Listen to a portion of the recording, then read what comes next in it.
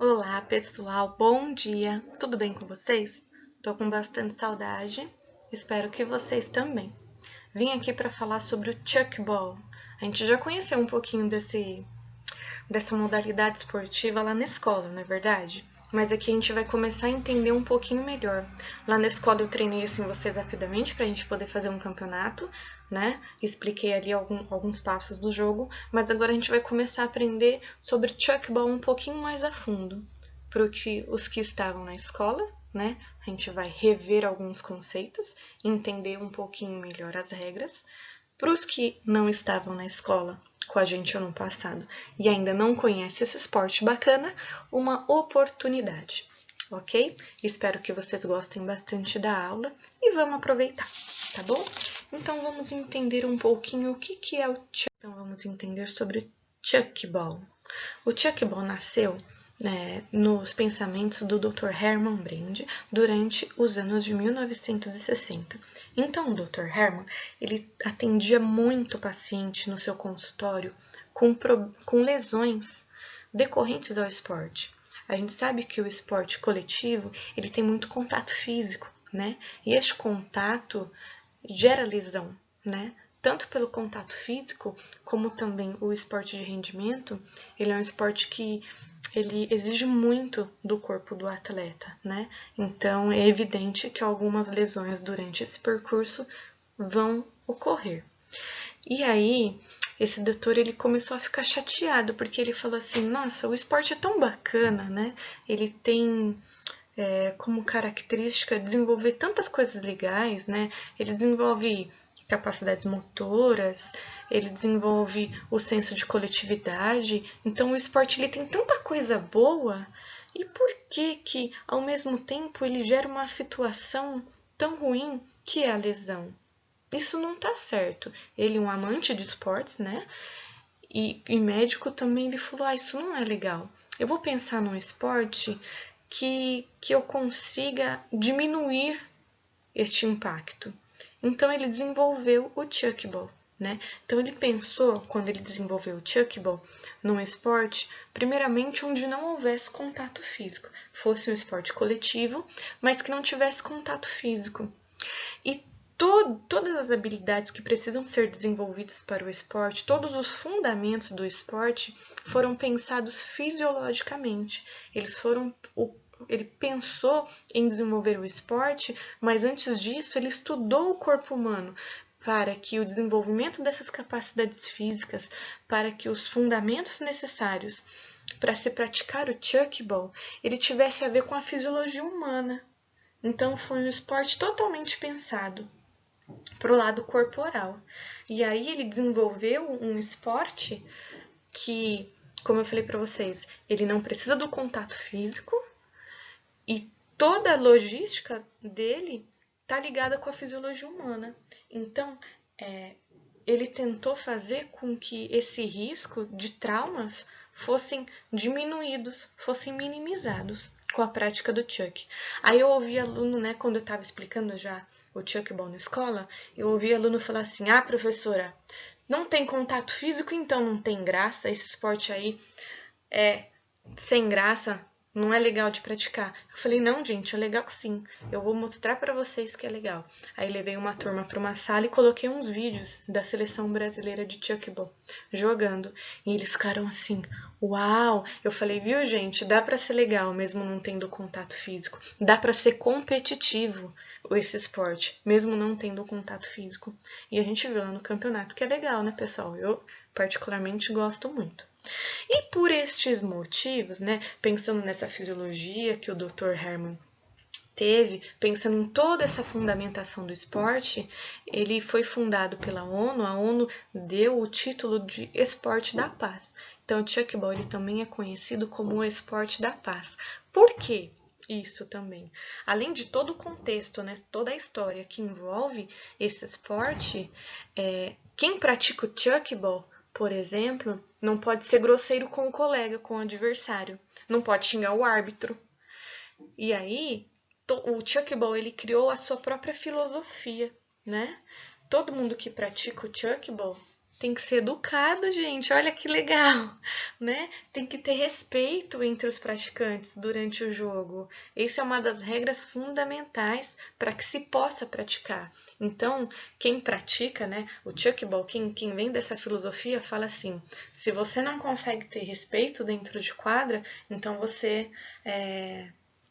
tem que pensar bem antes de querer praticar o chuckball, né? Vir para uma competição de chuckball, participar de algo assim mais grandioso, porque ele tem essa filosofia, né? Esse princípio como base, o respeito ao próximo em primeiro lugar, tá bom?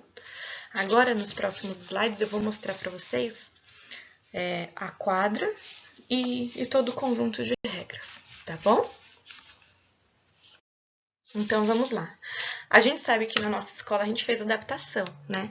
Porque, infelizmente, a gente não tem suporte para manter um jogo de verdade, né? Com tudo que é necessário para o chuckball, tá? A começar pelo quadro de remissão, tá? Que vocês estão vendo aqui, que é como se fosse essa cama elástica, que infelizmente ela é muito cara, tá? A gente precisa de um par, né? Um conjunto dessa cama elástica para poder praticar o chuckball. E a gente sabe que lá na nossa escola nós fizemos uma adaptação para conseguir jogar o chuckball, que foi o quadro do basquete, né, gente? Mas o correto é esse quadro aqui, ó, tá? Então, como eu falei para vocês, ele funciona como se fosse uma cama elástica para que a bola possa bater e voltar, tá? Ele tem a dimensão de 1 por 1, então ele é um quadrado, ok? Que fica bem aqui no cantinho, no desenho azul, no cantinho da quadra, tá vendo? A quadra do chuckball, ela tem 40 por 20, tá? Então, são aqui, ó, 40 metros de comprimento, com 20 metros de largura. Ela se aproxima aí da dimensão da quadra de basquete, tá? E próximo aqui do nosso quadro de remissão, nós temos esse semicírculo, que é chamado de zona proibida, que vocês conhecem, né? Que eu já falei para vocês, que ele tem a dimensão de 3 metros, ok? E aqui nós também temos a bola para se jogar o chuckball. Aqui já tem uma bola já com o nome do chuckball, tudo bonitinho. Mas quando começou, não tinha não. Então, essa bola aqui de chuckball, ela era facilmente substituída pela bola de handball, ok? Com a bola de handball, a gente também consegue jogar o chuckball, tá? E lá na nossa escola também a gente faz a troca também pelaquela bola de borracha, né? Que ela quica muito bem na hora que a gente joga lá no quadro do basquete, tá bom? Aqui nesse nosso slide, então, eu trago para vocês o chuckball na areia, que também é conhecido como beach chuckball, tá? Então, como na quadra, a gente pode observar, se vocês forçarem um pouquinho assim os olhos, vocês vão conseguir enxergar, tanto na imagem de cima quanto na imagem de baixo, pequenos cones fazendo a zona proibida dos 3 metros do chuckball. Tá um em amarelo aqui na primeira imagem, e na segunda imagem tá um azul clarinho aqui, ó, fincado na areia, tá? O quadro de remissão é o mesmo, tá? E o chuckball ele pode ser jogado tanto na praia quanto no campo, fora a quadra, ok? Quem idealizou esse projeto do chuckball na areia foi um brasileiro. Então, o chuckball na praia, ou beach chuckball, como ele também é conhecido, ele nasceu na década de em 1990, na década de 90, aqui no Brasil, e ele foi idealizado por Océlio Antônio Ferreira, tá? O chuckball ele começou a ser praticado na praia, lá em Sergipe, né? Na cidade de Aracaju, na praia de Atalaia, ok? E no começo era só uma prática esportiva, era só uma brincadeira, mas ganhou uma proporção muito grande e logo se tornou um esporte de competição, tá? Então, o chuckball na areia também é uma modalidade de competição esportiva. Tudo bem? Nesse outro slide, eu só trouxe para vocês darem uma olhada que também há a possibilidade de se praticar o chuckball no campo. Como lá na praia, a gente tem os pequenos cones aqui em amarelo, formando a zona proibida do esporte. Ok? E agora a gente vai falar um pouquinho sobre a posição dos jogadores. A gente sabe, né, nós aprendemos que no chuckball não existe lado, não é verdade? A gente tanto pode atacar do lado direito, como a gente pode atacar do lado esquerdo, tá? Então, a gente pode atacar nos dois cantos da quadra. Então, eu tenho que pensar assim, se eu posso atacar dos dois lados, eu tenho que ter gente para defender e atacar dos dois lados, né? Então, pensando nisso, que o posicionamento dos jogadores de quadra, eles estão igual à imagem aqui da foto, onde eu tenho, né, a posição dos jogadores é divididos entre a ala direita e a ala esquerda, pivô de quadro e pivô central. Né? Então, nas laterais eu tenho os alas, direita e esquerda. No meio, bem de frente ao quadro de remissão, fica o pivô de quadro. E no centro da quadra fica o pivô central, tá bom? Então, essa é a posição dos jogadores dentro de quadra na hora do chuck ball, ok? E aqui, então, nós vamos dar início às nossas regras, né? Como se jogar o chuck ball? A gente sabe que o chuck ball, ele tem 3 sets. Cada set tem duração de 15 minutos, tá? Então, quem começa jogando? O primeiro set inicia, quem lá no par ou ímpar ganhou a disputa, certo? Então, por sorteio, a gente começa, né? Tem direito à bola quem ganhou ali no sorteio. O segundo set, se a equipe A começou o primeiro set, o segundo set quem começa? A equipe B, né? Entre esses dois sets que rolaram, se a equipe B estiver perdendo, é ela que inicia o terceiro set, tá? Então, é assim que é dividido o início dos sets dentro do jogo, tá? Durante o jogo, a equipe que toma ponto é a equipe que inicia com a bola. Então, quando eu tô lá fazendo a minha jogada, eu ataco a minha bola no quadro de remissão.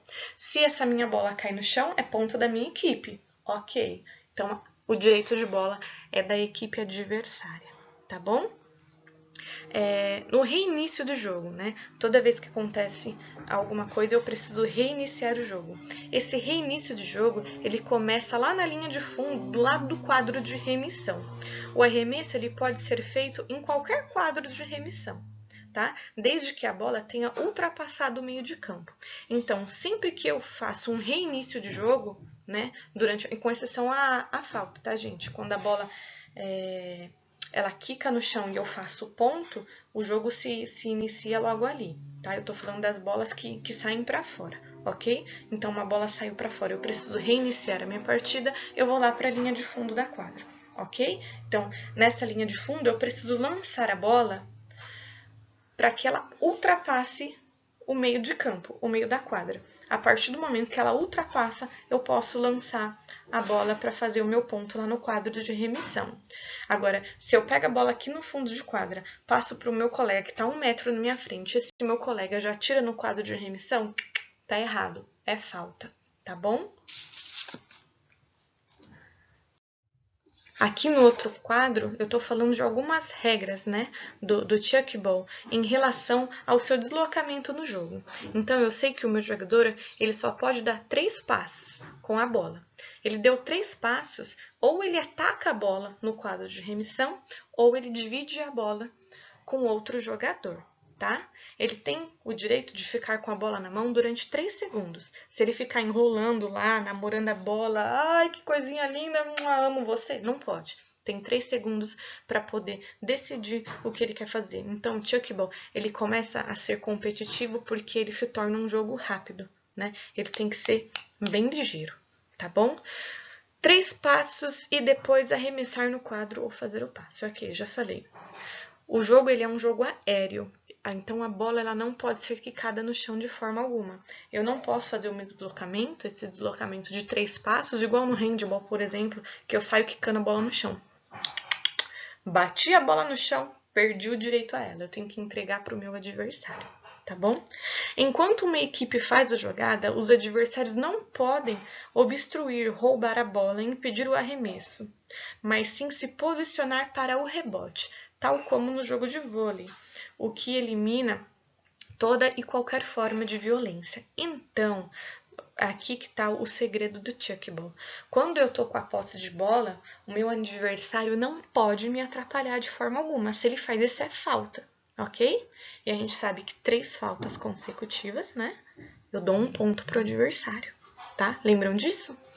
Então, se eu tô com a posse de bola, eu vou, né, criar a minha jogada, e o que o meu adversário ele precisa fazer? Ele precisa ficar preocupado, pensando em ir lá pegar a minha bola, né?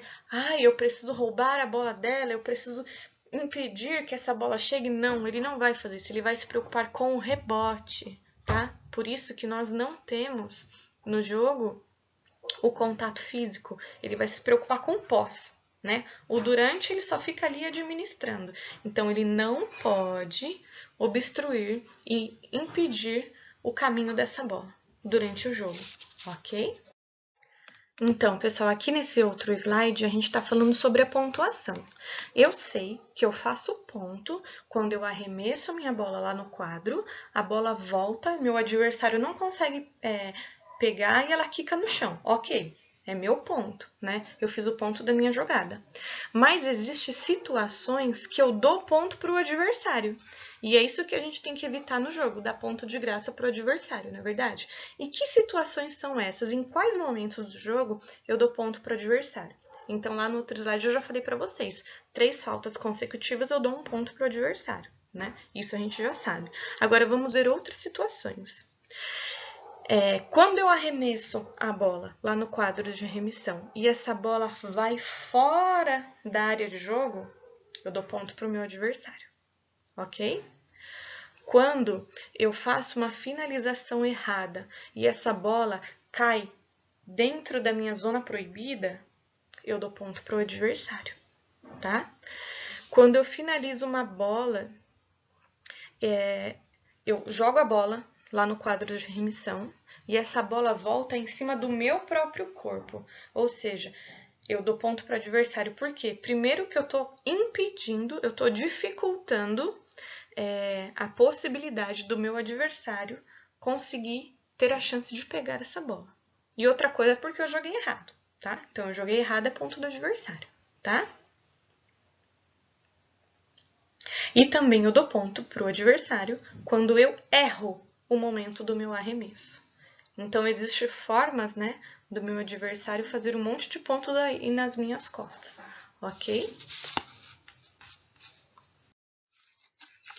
Já vamos falar das faltas, né? O que é falta? O que faz eu acumular faltas, né? Me deslocar driblando a bola, né? Mesmo que ela não seja tocada no chão, que ela fique só na minha mão, eu não posso pegar a bola e sair correndo com ela pela quadra inteira. Eu não posso ser o fominha do jogo, né? Querer ser o bolinha da vez lá e fazer todos os pontos. Eu preciso dividir essa bola, não é verdade? Ou eu dou os 3 passos e divido com o colega, ou eu dou os 3 passos e ataco. Agora, pegar a bola, você é minha e eu não te solto, eu não dou pra ninguém, ser o egoísta da vez e sair correndo pela quadra inteira com a bola na mão, isso não pode acontecer, né? Efetuar mais de 3 passos com a bola, é o que eu estou explicando para vocês, né? Jogar com membros inferiores, então querer chutar, dar joelhada, a bola bater na coxa, é falta. Ah, mas foi sem querer. Bateu, não bateu? Então é falta. Já era, tá? Fazer 4 passes em favor da sua equipe, né? Ou seja, eu tenho direito a 3. Se eu fizer 4, falta, ok? Entrar em contato com o solo fora dos limites do terreno de jogo ou na zona proibida, durante a posse de bola. A gente sabe que não pode entrar na zona proibida. Se eu entro dentro dessa zona proibida com a bola na mão, eu estou cometendo uma falta, ok? Deixar a bola cair no ato de um passe ou recepção. Então, quando eu vou fazer um passe para o colega, né? E eu deixo essa bola cair no chão, primeiro que a bola já é do colega, né? O meu amigo jogou a bola para mim, eu não consigo pegar, a bola já é de direito do meu adversário, ok? Interceptar voluntariamente um passe da outra equipe. Então, eu quero ser o espertinho da vez, né? O time A tá jogando, eu vou dar uma de esperto e vou dar um pulo lá na frente do meu colega e vou querer pegar essa bola para mim. Eu posso? Então, se eu fizer isso, é falta. Obstruir o deslocamento do adversário ao ar livre, trajetória da bola, quando a mesma está sob a posse do adversário. É o que eu estou explicando para vocês, tá? Então, são algumas faltas que são cometidas durante o jogo, que se a gente quiser ganhar tem que evitar, né, pessoal? E agora aqui os benefícios do Chuckball. Professora, esse jogo é legal, ele não tem contato físico, né? Ele reduz aí a minha chance de lesionar, ele é considerado pela ONU como o esporte da paz, né? Porque a gente tem que ter respeito entre os jogadores. E o que mais que o Chuckball traz de bom para mim? Então, eu estou falando aqui no slide para vocês. Melhorias em seu comportamento, tanto mental quanto físico. Melhoria no aspecto de raciocínio. Saber respeitar os colegas e principalmente o seu adversário. Ter o reconhecimento que a violência não faz parte da filosofia do esporte. Permitir a interação entre sexos opostos, porque a gente sabe que o Chuckball pode ter times masculino, time feminino e pode ter times mistos. Isso é muito bacana no jogo do Chuckball, tá? Noção de tempo, coordenação motora, óculo manual e ter aspecto de importância, se sentir importante. A gente sabe que o jogo, qualquer esporte, né? Quando a gente faz parte de uma equipe, a gente consegue se enxergar como membro dela, né? Como pertencente àquele grupo. Isso mexe com a nossa autoestima. Isso é muito importante, ok?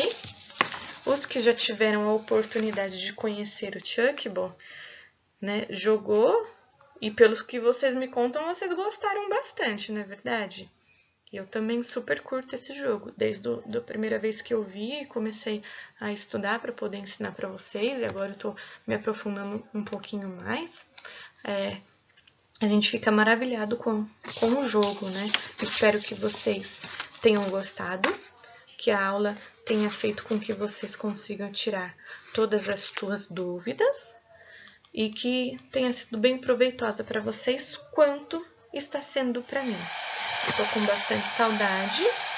Espero que tudo isso passe logo e a gente possa se ver em breve, tá? Como todo final de aula que eu faço com as outras turmas, eu sempre coloco uma musiquinha de fundo para o nosso momento relax, tá? E eu escolhi essa música para vocês hoje. Vai ter mais aulas gravadas para vocês, então se você quer a sua música aqui na minha aula, deixa uma mensagem lá para mim. Beijos no coração e até a próxima, tá? And the tears come streaming down your face when you lose something you can't replace, when you love someone but it goes to waste. Could it be worse?